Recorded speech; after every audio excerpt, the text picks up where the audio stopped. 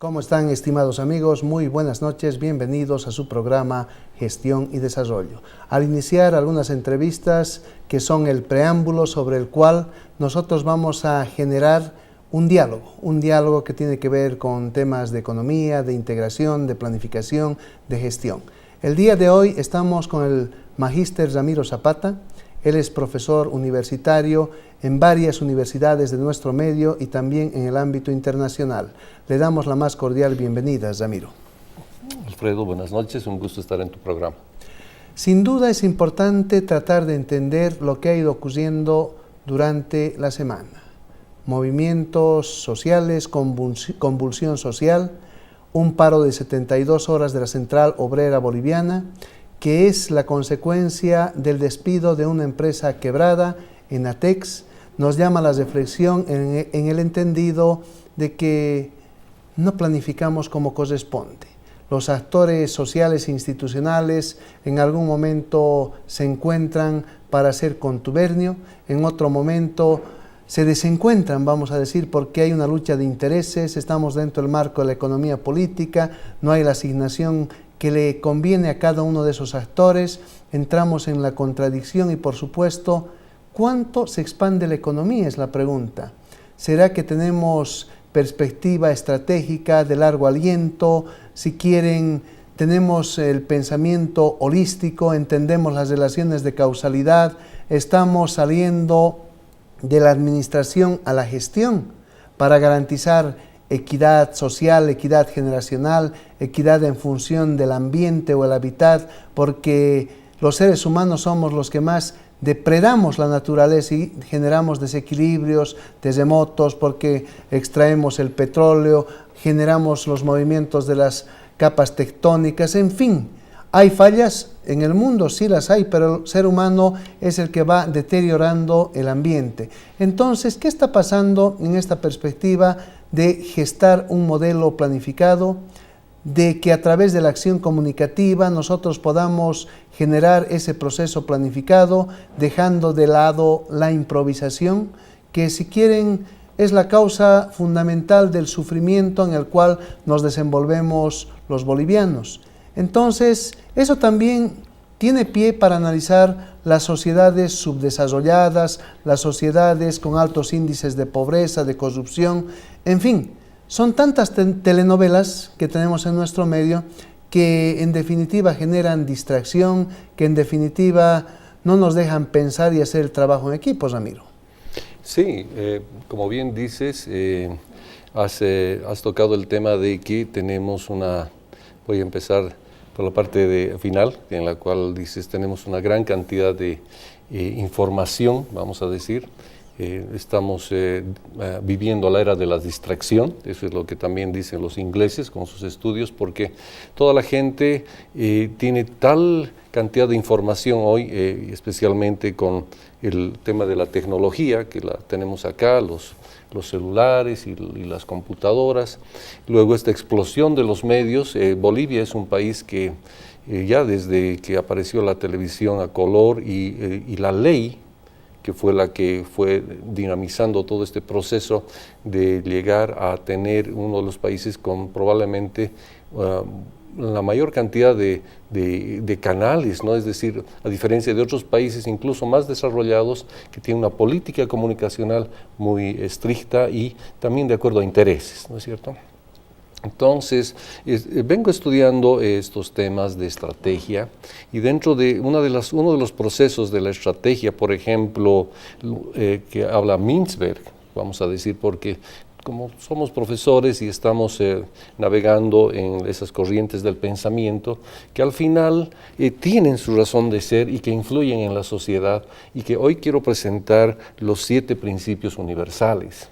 Estos 7 principios universales que datan de la época de los egipcios, ¿no? De Hermes Trismegisto, y después fueron generando y fueron influyendo en toda la sociedad, pero varios cientos de años antes de Cristo. Entonces, uno de estos principios, el primero, es el de la mentalidad. El primer principio, ¿no? Luego viene el de la correspondencia entre las personas, luego viene el de la vibración, el que hablamos, ¿no es cierto? El tono, cómo se dice, y la vibración, los sonidos, ¿no? Luego tenemos la polaridad, esto en lo cual vivimos, o sea, es un mundo dual, y eso también lo dijeron los hindúes, la polaridad, la dualidad, ¿no? La noche y el día, el frío, el calor, lo bueno y lo malo, ¿no? Que nos afecta. Luego tenemos el ritmo, al cual van ocurriendo. Una de las cosas del ritmo, por ejemplo, son los cambios climáticos, ¿no es cierto? Los ciclos que se ven en la economía y todo aquello, son principios universales que nos vienen afectando. Y para concluir, los últimos dos, causa y efecto, el cual tú muy bien dominas lo que es la parte de causa y efecto, cuál es la causa y los efectos y todo aquello que utilizamos en las investigaciones, ¿no es cierto? Y para terminar es la generación. Esta generación de fuerzas que se van dando y los resultados, ¿no es cierto?, que se van vislumbrando. Por lo tanto, al tener estos 7 principios universales, veo y he estado observando también en varias formas como todo el tiempo aparece, y el que primero aparece siempre es el de la mentalidad, cómo pensamos. Cómo es el pensamiento estratégico y cómo piensa el país, cómo piensa la gente. Al final, cómo pensamos los bolivianos. Y este dicho que está en la Biblia que dice, tal como el hombre piensa, así es él. Esa es la parte fuerte. Entonces, en base a esto, encontré también que en 1870 aproximadamente, basados en este pensamiento, en tal como el hombre es, tal como el hombre piensa, así es él, arrancó toda una corriente del pensamiento que se llama el nuevo pensamiento. Una gran cantidad de autores que han venido trabajando y pensando y todo aquello, porque como pensamos somos, y como somos, hacemos y luego tenemos, ¿no es cierto? Podemos hablar de competencias, ¿no? De la crisis del ser, hacer y tener, ¿no es cierto? Que me parece bastante interesante. Y llegamos a las competencias con esto. Si pensamos en la estructura del pensamiento de los bolivianos y lo asociamos al pensamiento de Pareto y las neurociencias, considerando a Pareto, tendríamos que en función de la mente, 80% del accionar humano es trivial y el 20% racional, que se asocia al concepto de conciencia, de pensar, sentir y actuar, haciendo trabajo en equipo, que beneficie y genere bienestar en una sociedad. Vayamos a las neurociencias. El profesor Ramiro Arteaga, nuestro distinguido colega, estudia y aplica este porcentaje, esta probabilidad. 5% de la mente del ser humano es consciente. Piensa, siente y actúa en pro de ese bienestar individual y por ende colectivo, que tiene que ver con el respeto y una relación de correspondencia vinculada en la valoración de aspectos positivos. Y el 95% de la actuación del ser humano es inconsciente, se asocia al odio, al resentimiento, a la frustración, a la desinteligencia emocional. Podríamos atacar desde ese ángulo.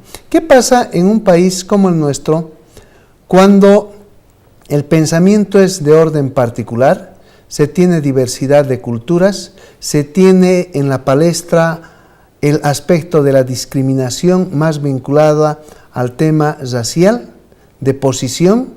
Sabemos que este es un concepto arcaico, pero se lo maneja porque se clasifica por razas, ¿no es cierto?, en el mundo animal, se habla de taxonomía animal, pero lamentablemente en nuestro medio se ha generado históricamente el racismo. Entonces nos damos cuenta que estamos en grandes contradicciones y no tenemos una doctrina de Estado que permita viabilizar nuestro desarrollo, los complementos que deberían ser fundamentales al manejar los 7 principios. Sí, realmente eso es lo que veíamos, de que con la mentalidad y dentro de la estrategia, cuando vemos vamos a decir, el pilar de la negociación, el proceso de la negociación, y que las negociaciones deben terminar en acuerdos, y podemos abordar, por ejemplo, el tema, como bien decías, que ha pasado esta semana, qué es lo que nos tiene en esta zozobra, es el caso empresarial, ¿no? Cuando parecía que Bolivia está navegando en un paraíso, el caso de una empresa que no ha tenido un buen proceso de negociación, que le ha faltado entrar nuevamente o hacer una buena reingeniería, que le ha faltado entender a los recursos humanos, que le ha faltado entender el mercado, que le ha faltado entender la competitividad, los procesos, ¿no? La reducción de costos, la diferenciación, y sus mercados, ¿no? Es decir, ese problema empresarial está jalando a Bolivia justamente hacia abajo y nos está generando un problema de tipo laboral. Estamos volviendo nomás a la época del análisis básico, además vamos a decir, de trabajo tierra-capital, donde el trabajador ve que va a perder su trabajo y no quiere hacerlo, pero el que tomó las riendas de aquella empresa en Atex, ahí en la cual muchos ya estamos tan empapados de lo que está pasando con esta empresa, ocurre que no estamos pudiendo solucionar un caso empresarial, cosa que debería ser ya fácil de hacerlo, ¿no es cierto? Entonces siempre llegamos a estos aspectos de negociación y ahí aparece otra vez el concepto de mentalidad, es decir, la soberbia, es el ser obtuso, ser empecinado ¿no? De tal manera que la gente quiere salir con su gusto, y en Bolivia la mentalidad, esa mentalidad de justamente ataque y bloqueo, cosa que se ve en las elecciones, por ejemplo, ¿no? O sea, eso ya es un estudio ya antiguo, vamos a decir, que en Bolivia el voto es castigo. Ah, no me gusta, voto castigo. Entonces... Como en la mini Bolivia, la Universidad Mayor de San Simón. Así es, o sea, es voto castigo. Voto castigo, que si algo pasa, si hay algún escándalo por ahí, va a haber voto castigo. Si hay algún problema, voy a hacer bloqueo, pero es acusador. Y se han hecho estudios sociológicos. Yo vuelvo a repetir, yo había dicho en un programa anterior contigo también, hablábamos de que en Bolivia se requieren hay que financiar, hay que propiciar estudios muy serios sobre sociología y sobre psicología, sobre cómo piensa el boliviano, cómo es que se comporta y cómo es que terminamos casi siempre en lo mismo, ¿no? Es decir, si vemos, he estado viendo la Gaceta, por ejemplo, del año 56, ¿no? Y son reportes de las universidades y la economía. Tú lees esos artículos del año 56 y es como si los hubieran escrito, pero hace horas. Es lo mismo, es decir, Bolivia no hemos avanzado, es todo este tiempo que se dice que tenemos recursos y todas estas cosas que se dicen que tenemos, pero sin embargo parecería que no ha avanzado el tiempo, seguimos con bloqueos, seguimos con paros y no hemos avanzado. Yo creo que por eso es que presento con mucha fuerza esto de los 7 principios universales y el tema de la mentalidad. El trabajar en el pensamiento, y eso viene con educación. Claro, es importante entender que para generar procesos de transformación, el ser humano tiene que cambiar sus esquemas, sus estructuras mentales. Entonces nos ponemos a razonar en el nivel de educación, en el manejo de principios, de las leyes divinas, naturales, sobre las cuales interactuamos, las rompemos por doquier. Por otro lado, el manejo de valores, si quieren, de una agenda que es fundamental a partir de la acción comunicativa, si quieren, de la planificación, pero en distintos niveles. No lo hacemos, nos damos mucha manija.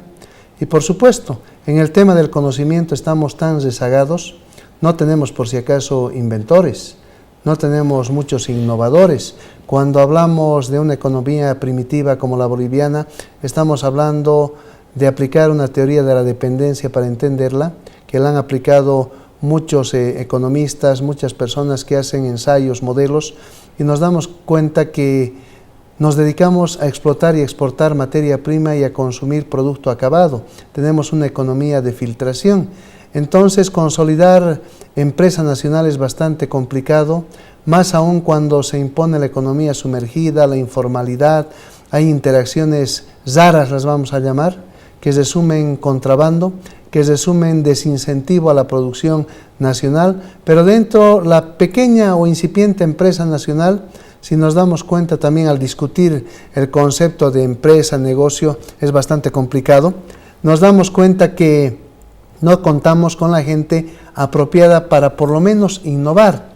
Entonces, Cuando digo no contamos con la gente, estoy hablando de un porcentaje ínfimo también, de que estudia, pero no tiene las condiciones de trabajo y tiene que zarpar para otro lado, ¿no es cierto?, para el exterior, a culminar con sus investigaciones, hacer otras cosas, porque acá no va a tener las condiciones mínimas, porque no existe básicamente institucionalidad. Justamente, bien dices, me gusta citar a los que han trabajado, ¿no?, la observación, ¿no?, que es la gran cualidad de los economistas, ¿no? Y justamente los autores Acemoglu y Robinson han escrito un libro que se llama ¿Por qué fracasan las naciones? Entonces ellos en su libro, como un resumen, bueno, primero comparan y muestran una frontera, ¿no? Y hemos visto en películas también, por ejemplo, si uno ve la parte de Estados Unidos y Tijuana, por ejemplo, son dos mundos totalmente diferentes, ¿no? Tremendos. En Bolivia, en La Quiaca, ¿no?, vamos a decir, o si vamos a una frontera brasilera, o vamos a ir a una frontera chilena, ¿no es cierto?, vamos a ver estos mundos. Pero estos mundos que presentan ellos a través de un estudio, y me gusta cómo lo hacen, no son al estilo de Harvard, que son simplemente aterrizan en tres cosas, pero poderosas, y una de ellas, y la primera es la educación, ¿no? La número dos son las políticas adecuadas y finalmente es el fortalecimiento institucional. Correcto. Esos tres pilares que ellos después de un tremendo estudio dicen necesitamos fortalecer la educación, tener la inteligencia, y la política está en el pensamiento, por eso es que estamos tan apasionados, yo particularmente estoy muy apasionado por estas formas del pensamiento, porque así como el hombre piensa, así es, así somos, es decir, si vemos a la gente bailando es porque así somos, nos gusta la danza. Lo que natura no da, Salamanca no presta. No presta, y aflora, ¿no es cierto?, va aflorando. Pero esa transformación del pensamiento, que debe acabar en la transformación de las instituciones, es algo que se debe trabajar muy fuerte. Entonces se trata de fortalecer. Yo estoy viendo de que, por ejemplo, últimamente hay un movimiento muy fuerte de control del contrabando, por ejemplo, pero espero que no sea destiempo, por lo menos en nuestra época, porque desde décadas se viene mencionando que 1 de cada 3 bolivianos de que se consumen va al contrabando, es decir, 1/3 de la economía y quizás más. Además, Bolivia hace como 5 o 6 años atrás ya ha sido declarado un país 100% importador. Y ahí aparece todo esto que hemos leído y conocemos a través del libro de Andrés Oppenheimer, que es Innovar o Morir, ¿no es cierto?, acerca de crear o morir. Y acerca de la innovación. Sería mejor inventar o morir. O inventar, ¿no? Sería más duro, ¿no?, el proceso de formación del recurso humano, que debería ser de élite. O sea, cuando hablamos de élite hay un costo de oportunidad, hay la parte técnica, hay la parte investigativa, existen otros componentes y a veces eso lo toman como si fuera discriminación, pero en la toma de decisiones inteligentes en la política pública, en la política económica, en la política social, tiene que haber un costo de oportunidad y tiene que haber selección. Por cierto, ahora hablando de la selección y volviendo un poquito me está gustando el diálogo que tenemos el día de hoy, es hablar sobre esto de la educación. Yo había presentado ya en algunos ámbitos lo que encontré en un libro que se llama Dirección de Grupos, y luego investigué y todos podemos ver en Google, entramos a Google y ponemos, se llama el expediente del alumno. El expediente del alumno es algo que yo les propongo a los maestros desde básico, ¿no?, de que puedan crear en los colegios, y que si algún director de colegio está viendo este programa, que nos pueda contactar para que le podamos pasar toda esta tecnología y toda esta visión, que es un documento que se llama el expediente del alumno, en el cual cada año, desde primero básico hasta que sale bachiller, se va creando el expediente. Pues sí. Pero ¿quiénes utilizan esta herramienta? No es complicada, utilizan los europeos. Y como ellos la utilizan, entonces saben ya, digamos que en la pubertad, en la adolescencia, como se va construyendo ese documento del alumno, es que vemos que ellos ya pueden, lo que tú decías, la selección. Entonces, no es que todos somos aptos para jugar fútbol o aptos para jugar cualquier otro deporte, vamos a decirlo así, o sea, no somos aptos. Entonces existe talentos, todos tenemos talentos, es la magia de Dios que nos ha dado a todos un talento, pero eso hay que descubrirlo. Y el sistema, y eso yo quiero decirlo enfáticamente, el sistema en nuestro país no hace nada. Es decir, no hacen nada por ayudar al estudiante a reconocerse a sí mismo cuáles son sus talentos, cuáles son sus aptitudes, cuáles podrían ser sus competencias, de tal manera que cuando un alumno termina, apenas, y eso lo sabemos, unos pocos meses antes de que salga a bachiller el alumno, le hacen un pequeño test y cuando sale, él puede inscribirse en cualquier universidad y no le hacen ya ninguna prueba de selección o alguna sugerencia. Entonces ahí aparecen estos problemas en los cuales la gente se da cuenta y ahí existen los abandonos de las carreras, los cambios de carreras, y el que logra destacar es por su propio esfuerzo. Entonces yo creo que y esto en otros países se lo utiliza de una manera tan fuerte que justamente cuando seleccionan a su gente, usted va a ser el corredor del 100 metros y usted va a ser el que va a hacer el salto triple. Van y consiguen la medalla de oro en los premios olímpicos. Y lamento decirlo, acá nosotros, me parece que Bolivia no tiene ni una medalla olímpica, o de oro por lo menos, o como hemos visto hoy, que un país tan pequeño como Islandia estaba compitiéndole a Francia, al dueño del torneo, y que son unos cuantos, muy pocos, pero bien seleccionados, bien trabajados. Esta selección de personal, que es el primer principio, por eso me gusta que podamos estar hablando sobre principios. El primer principio de administración es la selección de personal. ¿Cómo seleccionamos a nuestro personal en las empresas, en las escuelas, para diferentes áreas? Eso es lo que nos va a dar justamente el éxito que queremos. Sin camarilla, haciendo un trabajo científico. Científico. Claro, porque en nuestro medio, lamentablemente, se impone la camarilla, la rosca, y ese es un tema de años. Y así estamos perjudicando al recurso humano. Entonces, Ramiro, nos ponemos a reflexionar en ese recurso humano, en la educación, la importancia. En muchas publicaciones que hemos realizado, está en uno de mis libros, en Reflexiones y tópicos selectos para el desarrollo humano. Qué importante es entender la crisis del ser, hacer y tener. Y para solucionar esta temática, tenemos que trabajar fuertemente en la educación. Alguna vez me preguntaba mi esposa, la licenciada Ivonne Gutiérrez Molina, sobre qué se debe hacer en función de la justicia.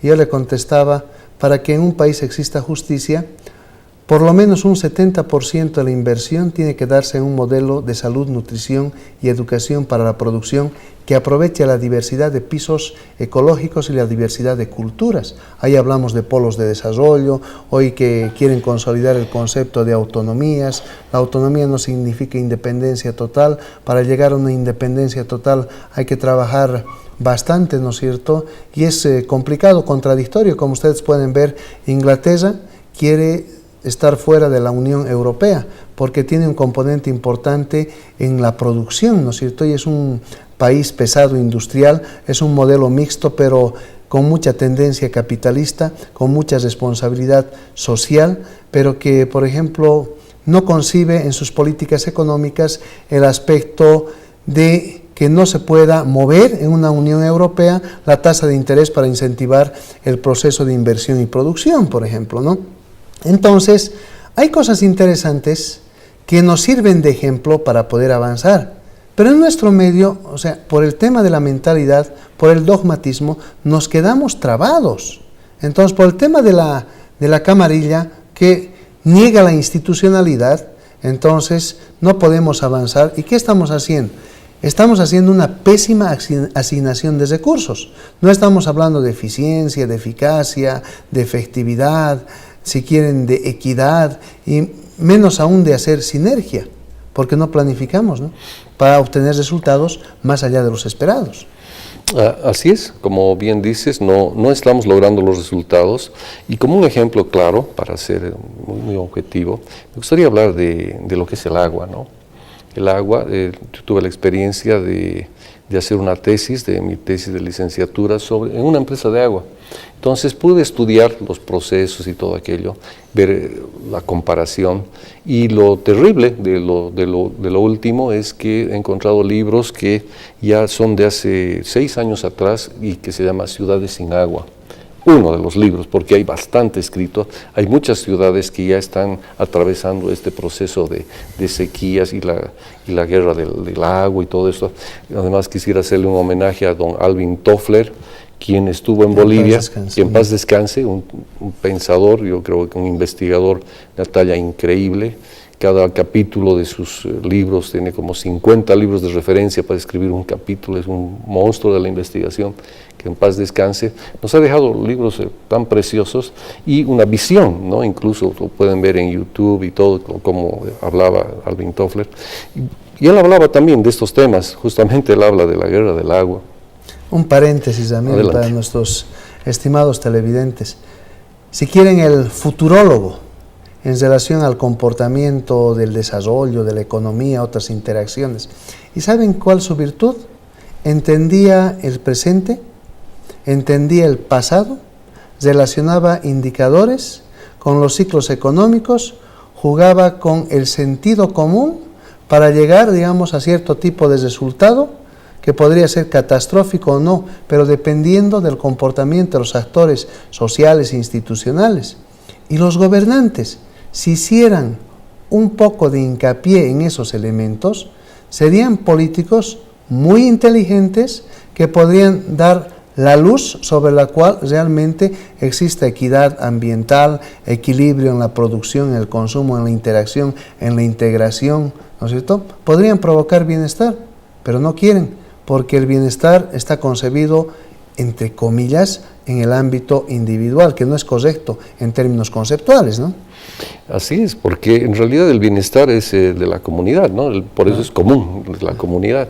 Entonces, el tema del agua, que ya lo había visionado y qué bien que hablamos de ello, es que pude estudiar, ¿no? Pues a través de hacer las prácticas, de ver que en realidad las empresas de agua no deberían ser tan caras, ¿no? Yo creo que nos hemos embarcado en un tremendo proyecto llamado Misikuni, que aún no da resultados, pero sin embargo tenemos los recursos acuíferos y quiero proponer lo siguiente, aprovechando tu invitación, es que encontré que, por ejemplo, la ciudad de Nueva York ya en el año 1980 tenía 18 empresas que proveían agua. En el año 1980, o sea, ya tenían las empresas. Y esto, ¿qué me hace pensar? Y Sao Paulo también, ¿no es cierto? Son ciudades grandes que, y además tienen otro tipo de pensamiento, son estados federales, son estados, el federalismo me encanta como forma de pensamiento, porque dejar hacer, dejar pasar y luego normar. Es una forma de construcción poderosa, ¿no? El laissez-faire, laissez-passer, hasta el momento en que, muy bien, ya está bien, entonces pondremos normas y sigamos adelante. Entonces, el crecimiento continuo, ¿no? De la política, la forma de pensar y el hacer. Y estas ciudades que, siendo tan grandes, tienen agua, pero y bien puesta, con buenos sistemas de acopio, buenos sistemas de distribución, y además una ciudad, ¿cuándo se puede decir que uno está en una ciudad prácticamente de primera? Es cuando la gente te dice, ¿quiere tomar agua? Ahí tome de la canilla, del grifo. Correcto. Pero claro. Es agua potable. Es agua potable, esta es mi ciudad, tome agua. Mira, nosotros estamos lejos de eso. Ahora, para llegar a esto, yo quiero hacer una propuesta, por ejemplo, y es el cambio de la ley. Y lo voy a repetir, hay que cambiar la ley. No puede ser que teniendo los recursos, teniendo solo CEMAPA como el único actor, el gran actor, he tomado el tiempo de ir a CEDIV, de sacar todos los recortes de periódicos desde el año pasado a la fecha y seguir las declaraciones y los indicadores. Y CEMAPA sabemos que no distribuye ni agua ni al 40% de la población. Tenemos un elefante, no lo vamos a llamar elefante, es un proyecto que esperemos que salga, y tenemos el agua que se va, ¿no? Acá a menos de 100 kilómetros, digamos 150. En Oruro, antes del proyecto de Challapampita, los orureños y las autoridades que vieron que era tan fuerte este tema del agua, estaban dispuestos a traer agua de 180 kilómetros, una tubería, y eso es lo que es, o sea, simplemente tuberías, bombas, tanques y distribución por tubería. O sea, proyecto, yo creo que un alumno de ingeniería, ¿no?, terminando, egresado, ingenieros jóvenes, pueden fácilmente diseñar esto. Alguien ya lo dijo, ¿no? El comité cívico propuso, y además hasta con cifras he visto unas fotos, no sé cuánto habrá avanzado esto, pero el tema yo creo que pasa por cambiar la mentalidad. Esta mentalidad de institución centralista tan fuerte y tan dura, que en algunos momentos se encalla, se tranca, como el caso de Anatex, por ejemplo, se tranca, ¿no? Y esperamos que esto salga pronto, porque esa es nuestra área. Estamos en las aulas, estamos hablando todo el tiempo de economía, de empresas y el desarrollo, ¿no?, que es nuestro sueño, ¿no?, el ver una ciudad en la cual tú digas, pase, tome asiento, quiere agua, sírvase del grifo. Correcto. Bárbaro, ¿no? Pero, ¿cómo puede hacer esto? Es un cambio en la ley. Yo creo que si se hacen estudios comparativos en cuanto a la ley para que la gente pueda abrir, no digo que va a ser simple, no es algo que, bueno, así hagámoslo, no, porque aparecen los intereses. Aún hemos visto y vemos de que en medio de la gran necesidad, la gente o algunos grupos de interés quieren hacer el negocio, ¿no es cierto? O sea, y sirviéndose de lo que puede ser la necesidad del momento. Tenemos que dejar esos egoísmos, tenemos que trabajar lo que proponen los grandes economistas del siglo XX, o sea, las economías mixtas, o sea, la parte pública. Eficiencia y con equidad. Además, es la parte pública con la privada, pero a ver, ya pues, trabajaremos. Complementen. Entonces, ¿cuál es la propuesta? Es decir, se lanza, es todo un trabajo, o sea, es todo un trabajo. Yo creo que con esto realmente podemos aterrizar en un gran desarrollo para hacer el uso eficiente y eficaz de nuestros recursos, es decir, traer agua, pero eso tiene que ser por ley. El gobierno tiene toda la potestad para lanzar las convocatorias, para hacer los estudios, para licitar, igual como se licita una carretera. Vamos a licitar tal río, usted va, usted pone la tubería, pero CEMAPA le compra el agua a usted como proveedor privado. Y CEMAPA, sin desaparecer CEMAPA, pero aparece este concepto que lo hemos visto como estudio comparativo en Nueva York y en Sao Paulo, es decir, empresas privadas que te ponen el agua en algún lugar y tú ya las distribuyes. Me parece que el mismo concepto se está manejando en electricidad. Ellos manejan el concepto de generación, de transporte y distribución. Es lo mismo, pero tiene que haber un cambio en la ley, de tal manera que toda esa agua que está, uno pasa el cerrito y hay agua. Y acá, es decir, si esto sigue así, bueno, es muy peligroso, ¿no? Muy peligroso. Yo creo que esta idea ya la había visto hace mucho tiempo atrás, no la veíamos necesaria porque los acuíferos se llenaban, esto y el otro, pero cuando decimos que, dependemos de las lluvias, ¿y dónde está el ser humano? ¿Dónde está la inteligencia del ser humano cuando aparece, por ejemplo, y queda Las Vegas, un desierto? Y dicen, aquí vamos a fundar una ciudad, pero es solo desierto. No te preocupes, somos humanos, vamos a hacer algo de no sé qué cantidad de kilómetros, tiene una represa, vas a Las Vegas y en Las Vegas tienes un jardín. Correcto. Eso es inteligencia humana, eso es trabajar y utilizar los recursos que uno tiene. Yo creo que el recurso agua está acá, está cerca, digamos, pero requiere estos cambios, como habíamos empezado el programa, un cambio de mentalidad, un cambio en la política, un cambio en las leyes, un cambio en la generación. Y además lo terrible del agua es que el agua genera empleo. En la medida... ¿Eso no hay producción? No hay, hablemos del lago Popó. He estado siguiendo lo del lago Popó. El lago Popó son 2.300 kilómetros cuadrados de agua desaparecida, 100.000 personas afectadas. No hay pesca, no hay ganadería, y 100.000 personas, esto ha sido tan más fuerte que la relocalización. Y no saben medir. No hemos medido. O sea, los políticos no saben medir o no entienden lo que es un costo de oportunidad, porque por ahí algún político pensó, mejor si se seca, ¿para qué? Para urbanizar, pero el urbanizar sin agua no tiene mucho sentido. Y hay algo similar en algún pensamiento de los políticos que tienen que ver con la analogía del tratamiento de los problemas que tiene la laguna Lalay. Justamente, entonces, es otro caso, ¿no? El caso agua.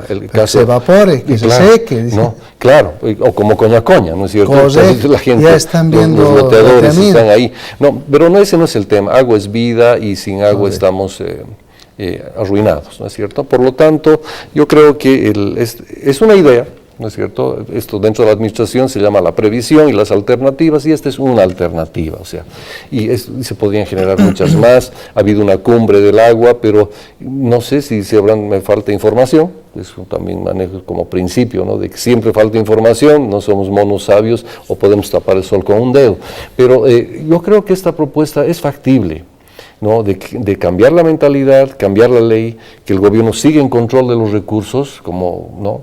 Pero está viabilizando, está haciendo de que realmente la empresa tenga toda el agua. Es lo que los sureños propusieron, me parece que lo lograron en algún momento, dar agua 24 horas, se esforzaron por el tema tuberías, y con Cochabamba sabemos de que es más bien una red perforada, por eso es que no llega y tampoco avanza, ¿no? Entonces, yo los felicito a los cochabambinos porque viven en un ambiente en el cual sus instituciones no les dan lo que deberían darles, y el cochabambino es tan decidido que dice, me quedo aunque no me den agua, ¿no? Perforo porque tengo que perforar, y aunque había salido, y finalmente aunque tenga que ir al centro y a la cancha, porque ha salido en primera plana, está de que zona roja, donde estamos, el centro y la cancha, ¿no? Oye, el cochabambino es un valiente. No, valiente o dogmático. O también tan obstuso y empecinado que dice, aquí me quedo, ¿no? Pero en medio de eso hay que hacer, ¿no? Mirar nuestro ambiente, el aire, tantas cosas, ¿no? Nuestro vivir bien, finalmente, creo que queda nomás en una interrogante, ¿no? Ramiro, pero es bastante complejo, estimado televidente. Habíamos hace unos 2 o 3 años atrás hablado de este tema, de que nosotros como Cochabamba ocupamos, y como Bolivia, uno de los lugares prioritarios, vamos a decir, para el tratamiento del cáncer. Tenemos cáncer, o sea, ¿no es cierto?, de estómago, estamos respirando heces fecales, el tema de la basura incide, el tema de la radiación solar, pero nadie dice nada. Seguimos generando campos deportivos en los cuales, o sea, ni siquiera hay el techado respectivo para evitar el cáncer de la piel, por ejemplo. Entonces, grandes contradicciones que tienen que ver con el pensamiento de nuestros políticos, y acá, por si acaso, no estamos atacando a los políticos oficialistas. Les reflexionamos a los oficialistas, a los opositores, a la población, porque la población, los políticos oficialistas y opositores tienen una manera de pensar que no es tan perfecta, que genera ingobernabilidad y genera que se impongan los dogmas ante la racionalidad que debería generar coherencia, congruencia en la aplicación de las políticas públicas pensadas en el corto y el largo plazo. Ese es el gran dilema, Ramiro. Así es, por eso es que esto me gusta mucho poder difundir esto de los principios universales y decir que la mentalidad es algo en lo cual debemos trabajar y debemos reconocer, ¿no? De manera muy abierta. Yo estaba estudiando, por ejemplo, en la India, habían grupos de filósofos pensadores que tenían sus debates, ¿no?, muy fuertes, y si alguno le derrotaba filosóficamente a otro, ellos se convertían sin ningún resentimiento ni nada, porque está en la búsqueda de la verdad, ¿no es cierto? Entonces la búsqueda de la verdad tiene que estar pues libre de soberbia, ¿no es cierto? Hay que desaprender para hacer aprehensión o captura de conocimiento, de metodología que nos permita evolución. Así es. Entonces, cuando uno realmente está ahí, yendo por ahí, como hoy, también soy un fanático del tenis, me gusta tanto el tenis, vi que dijeron los comentaristas que Juan Martín del Potro había tenido un roce con un jugador, que terminaron el partido hoy, ¿no? Y al final del partido se dieron la mano y Juan Martín le pidió disculpas. De una manera tan elegante, ¿no? Es un deporte de caballeros, ¿no? famoso deporte blanco, en el cual ese es un cambio de mentalidad, ¿no es cierto? Es decir, que no estamos viviendo como bien decía uno de nuestros colegas, un excelente psicólogo y líder en las aulas. Él decía, el resentimiento es algo que debemos desterrar, porque si hemos sentido algo y luego nos resentimos es porque vuelvo a sentir aquello, es porque no hemos trabajado en nuestro pensamiento. Y esas emociones, que es un tema que me gustaría que lo toquemos otro día, el tema de las enfermedades emocionales, que es un tema apasionante, ¿no? Para que la gente no se enferme, porque la gente se enferma. O sea, permítanme decirles de que por causa del pensamiento, es tan fuerte el pensamiento, no es solamente, no, puede matar. Hay un libro del doctor Dan Colbert que dice emociones que matan. ¿Y dónde se originan las emociones? En el pensamiento. Así de fuerte es el pensamiento y la mentalidad. Entonces yo creo que podemos avanzar a una sociedad más sana, más saludable, cuando nos esforzamos en cómo estoy pensando, estamos pensando y ponernos de acuerdo, que es la negociación, con lo que habíamos arrancado el programa, ¿no? Esperamos ver que, por ejemplo, la gente, el gran símbolo, ¿no? Aquí permíteme darte la mano, por ejemplo, como el acuerdo, ¿no es cierto?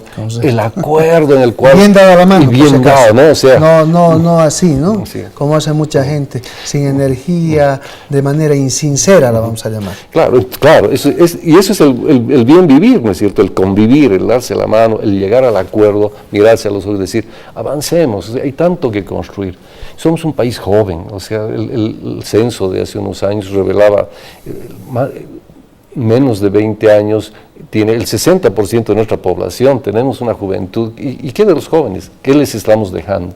¿No? ¿Qué es lo que ya nos preguntamos y nos preocupamos, ¿no es cierto? Cuando llegamos ya a esta edad, decimos, bueno, la naturaleza ya me usó, ya estoy dejando hijos, nietos, la cosa va a continuar, pero tiene que continuar bien. Es decir, no puede ser que dejemos un país que tiene tanto problema, que están mal manejados sus recursos, y hemos puesto las bases, la educación, las políticas adecuadas y el fortalecimiento institucional, porque el ser humano es el único que se agrupa en instituciones, y eso tendríamos que trabajar bien. Y hay algo interesante, vamos cesando el programa. Pensemos en la lectura de la Biblia como alternativa fundamental y, si quieren, el elemento sobre el cual nosotros podamos solucionar nuestros problemas biopsicosociales, que es interesante. Alguna vez un compañero en el doctorado me preguntaba, ¿qué hago para encontrar un sujeto experto en psicología que me ayude a entender el comportamiento de esos actores que son parte de mi tesis? Me dice, ¿no? Lee la Biblia, le digo. Claro, porque es el bestseller de los bestsellers. Entonces, ¿qué le queremos decir, estimado televidente, al niño, al adolescente, al joven, al adulto mayor que nos está viendo en este programa? Uno tiene que encontrar su propósito de vida. Tiene que ser agradecido por la vida que tiene y tiene que trabajar en función de ese propósito para llegar a existir. Hay un salto cualitativo del vivir al existir, que es fundamental entenderlo. Y uno genera su evolución. Cuando encuentra ese propósito de vida, cuando medita y va mejorando cotidianamente, complementa con el resto de los actores. Hablamos del respeto, de la valoración de una relación de correspondencia. En ese gran acto de la vida, cuando hay buenos complementos, cuando el ser humano entiende el error y es ético y retroalimenta en la actuación, entonces va a generar una interacción positiva, la vibra positiva. Sí. Y esa vibra es fundamental para poder avanzar, para equilibrar el hábitat, para poder, si quieren, realmente hablar de esa palabra evolución y pasar a otras dimensiones. Porque no podemos negar la existencia de Dios. Existe Dios, es el axioma fundamental, la tautología sobre la cual nosotros interactuamos. Pueden haber corrientes religiosas, gente buena, gente mañosa en esas corrientes religiosas, pero el que nos encamina es el Ser Supremo. Y el ser encaminado por el Ser Supremo nos ayuda a entender lo que es el más allá, la tendencia a infinito positivo, a infinito negativo, ¿no es cierto?, cuando manejamos los números reales. Qué interesante se vuelve todo para poder, si quieren, interactuar, la matemática, la física, la química, que muchas veces no la estamos trabajando como corresponde. El programa hace el mejor intento para que la juventud, para que usted, estimado televidente, sea mejor cada día, genere discípulos y esos discípulos después sean grandes maestros y que reflejen en la toma de decisiones, una decisión que sea inteligente, que se asocie a algo que me parece clave, Ramiro, el concepto de líder, el facilitador del desarrollo, el sujeto que entiende sus contradicciones pero que evoluciona, que complementa, que realmente entiende la palabra respeto para poder avanzar en un constructo planificado de la transformación. Nos despedimos, Ramiro. Bueno, felicitarte porque estás comprometido. Compartimos nuestra varias facetas de la vida, así también como tipo de creencias, ¿no es cierto? Que es la creencia, actitud, acción. En qué creemos, qué actitud voy a tener y qué acción voy a hacer al final. Y bueno, agradecerte y espero que en otro momento también podamos compartir estos temas, como bien dices, ¿no? Son de liderazgo, de influencia, para que esa preocupación, o sea, cómo podemos influir en los jóvenes, a ellos, para que este mundo sea realmente un mundo mejor. Muchas gracias. Gracias al magíster Ramiro Zapata, colega universitario, un distinguido profesor, investigador, que nos ha generado línea también. Al mismo tiempo ha sido maestro de uno, que nos parece fundamental en las apreciaciones, en la crítica, en el pensamiento positivo que tanta falta nos hace a los bolivianos y fundamentalmente a los países latinoamericanos. En ese contexto, bendiciones para todos ustedes, un saludo especial para mi distinguida esposa, para mis hijas Jared y Valentina. Bendiciones nuevamente para todos ustedes. Dios mediante, estamos el próximo domingo.